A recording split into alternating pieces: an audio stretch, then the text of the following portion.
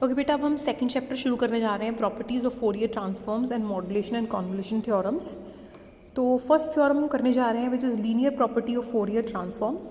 तो मान लो आपके पास F S and G S Fourier transform है F T and G T का, ठीक है। तो आपने प्रूव करना है कि Fourier transform of A F T plus B G T is equal to A into F S plus B into G S. बहुत ईजी है। पहले एफ एस का फॉर्मूला लगाइए, Fourier transform of F T is minus infinity to infinity E iota S T F T D T, and this is the Fourier transform of G T. आपने ये निकालना है ना, Fourier transform of A F T plus B G T. तो उसमें आप integration बन जाएगी माइनस इन्फिनिटी से infinity E iota S T, साथ में फंक्शन की जगह ये आ जाएगा A F T plus B G T. ये सेपरेट हो जाएंगे, यहाँ से ए कॉमन आ जाएगा, यहाँ से बी कॉमन आ जाएगा, मतलब बाहर आ जाएगा सॉरी। तो अंदर जो बच जाएगा दैट इज एफ एस और ये बनेगा जी एस।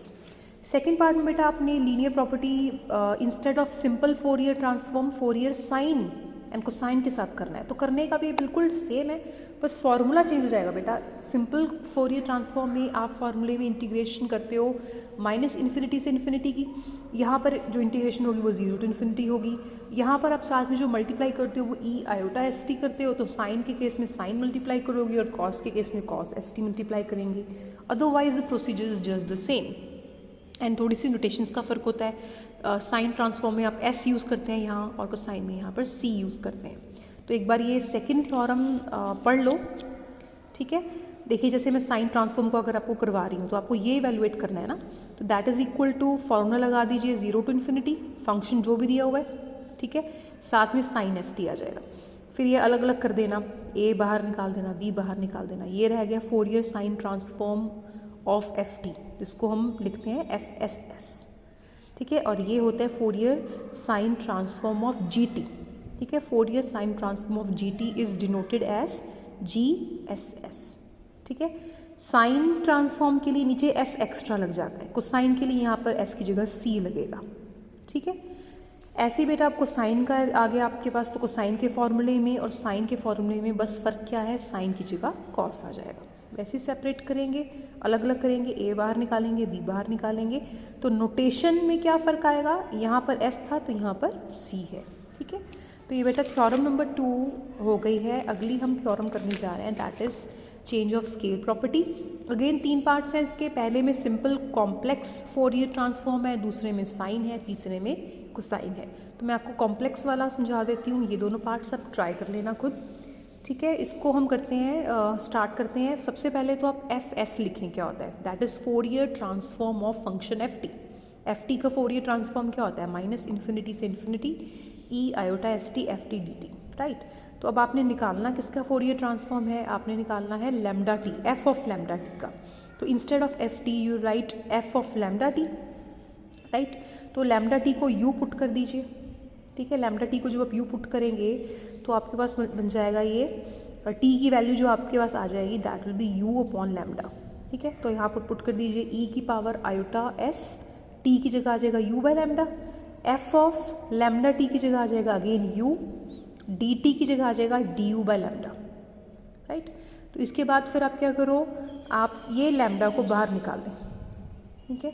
लिमिट्स भी चेंज होंगी क्योंकि पहले टी की लिमिट्स थी, अब लिमिट्स यू की आएंगी, तो वो देख लेना, जब टी माइनस इन्फिनिटी है यू भी माइनस इन्फिनिटी होगा, जब टी इन्फिनिटी है तो यू भी इन्फिनिटी ही होगा, तो लिमिट्स में कोई चेंज नहीं आएगा, ठीक है। अदरवाइज़ आपको लिमिट्स देखनी होती हैं, यहाँ पर कोई चेंज नहीं आया बाय चांस, अदरवाइज़ लिमिट्स में चेंज आ सकता है जब आप सब्सटीट्यूशन करें, तो आप जरूर चेक करिए करिए। तो फिर बेटा ये जो बच गया ना, अब क्या बचा, ये किसका फोरियर ट्रांसफॉर्म बचा है, ये एफ यू फंक्शन का बचा है, ठीक है। और इसमें एस की जगह क्या दिया हुआ है, एस की जगह एस बाय लैम्डा दिया हुआ है, तो हम इसको एफ एस नहीं लिखेंगे, हम इसको लिखेंगे F of S by lambda, ठीक है। इनिशियली फंक्शन जो गिवन होता है उसको हम स्मॉल एफ के साथ डिनोट करते हैं, जो फोरियर ट्रांसफॉर्म होके आ जाता है उसको हम कैपिटल एफ से डिनोट करते हैं। तो ये चीज़ का आप ज़रूर ध्यान रखना, नोटेशंस का फ़र्क होता है। स्टार्टिंग में फंक्शन स्मॉल एफ होता है, जो फोरियर ट्रांसफॉर्म होके जो फंक्शन आता है, जो एस का फंक्शन आता है, उसको हम कैपिटल एफ से डिनोट करते हैं।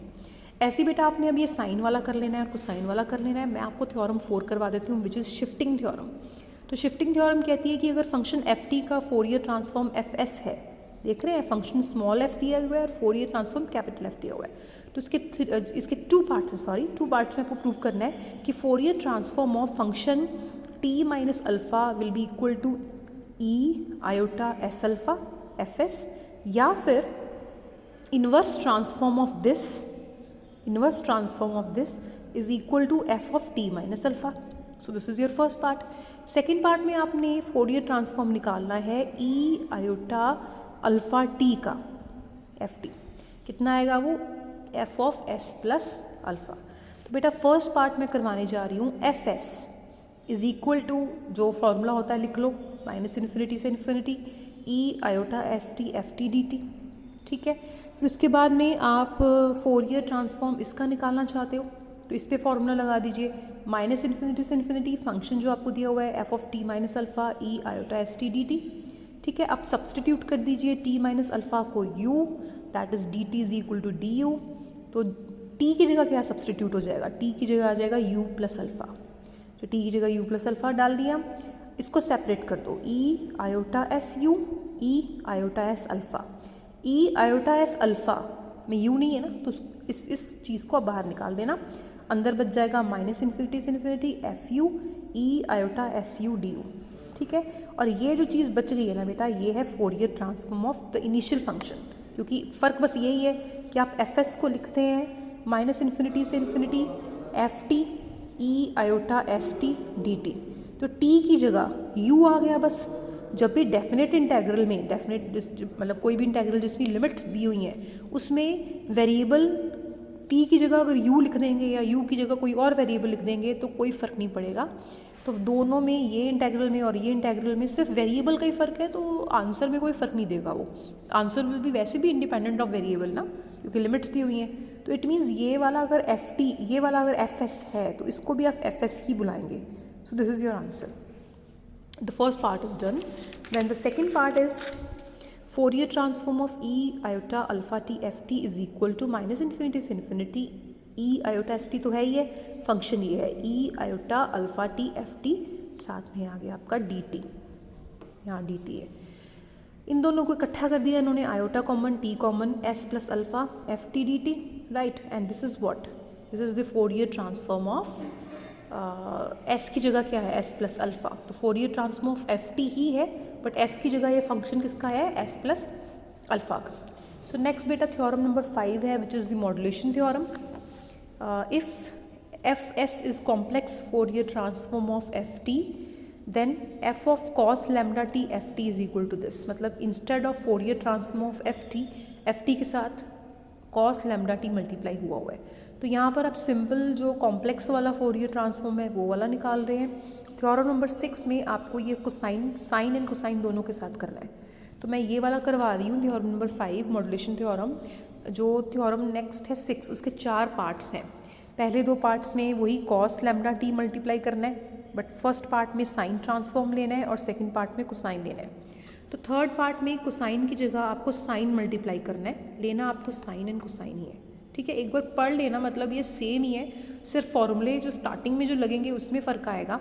अगर आपको फिर भी कोई डाउट रहेगा तो आप मुझे व्हाट्सएप ग्रुप में या वीडियो के कमेंट सेक्शन बिलो में पूछ लेना. ठीक है बेटा. बेटर होगा कि आप व्हाट्सएप के ग्रुप में मेरे से पूछ लें. वैसे थ्योरम नंबर 5 में हम इसका फोरियर कोसाइन निकालने जा रहे हैं ना. तो पहले एफ एस लिखिए क्या होता है. अब इसका फोरियर निकालना है आपने, तो instead of F T U will write cos lambda T F T. Right.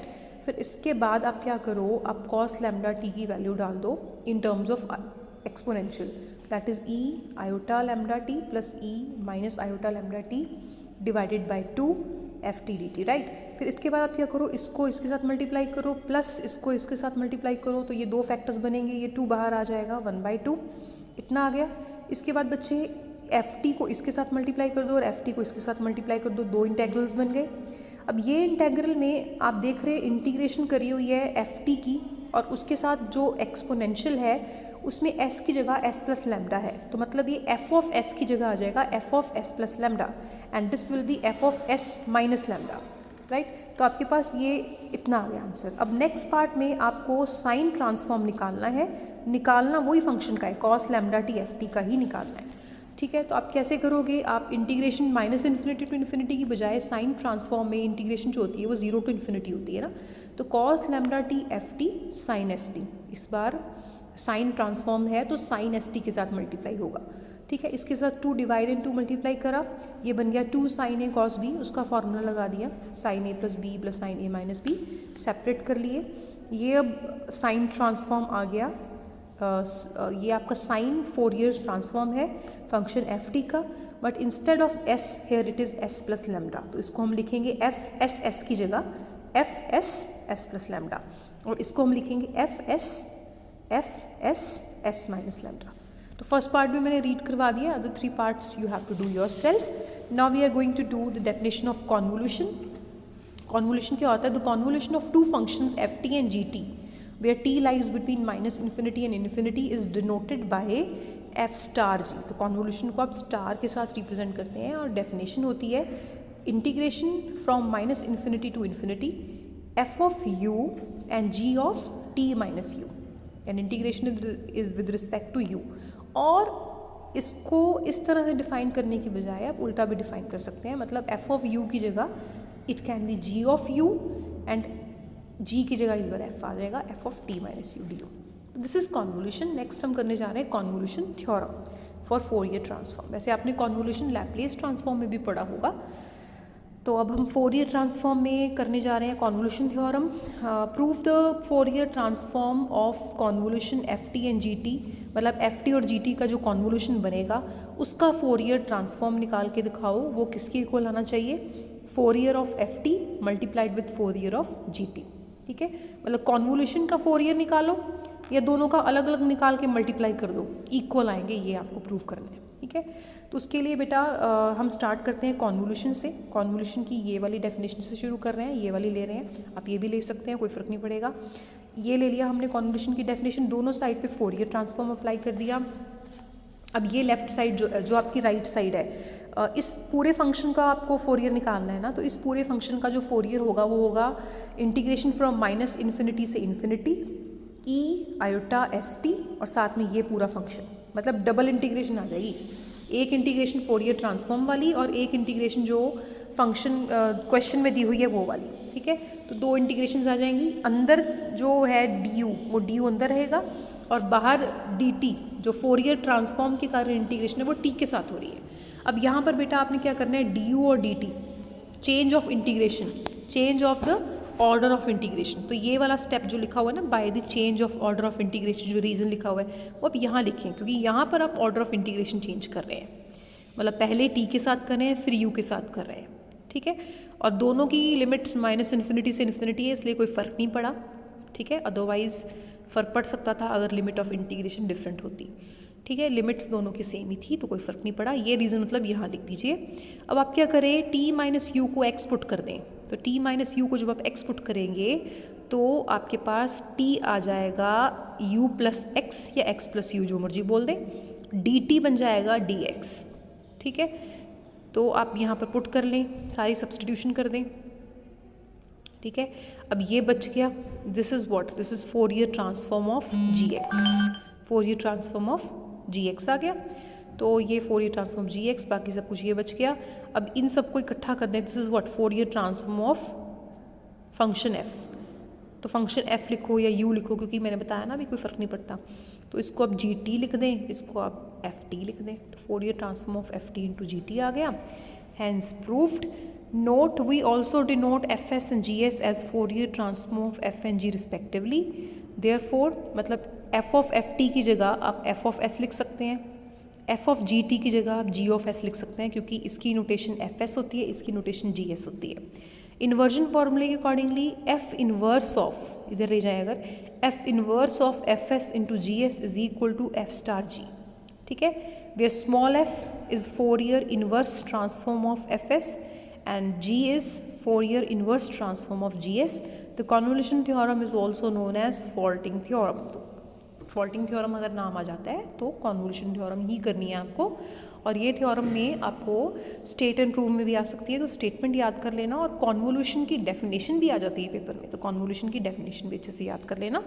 Next video में जो कल मैं अपलोड करूँगी, I will start with the Parseval's identity for the Fourier transform।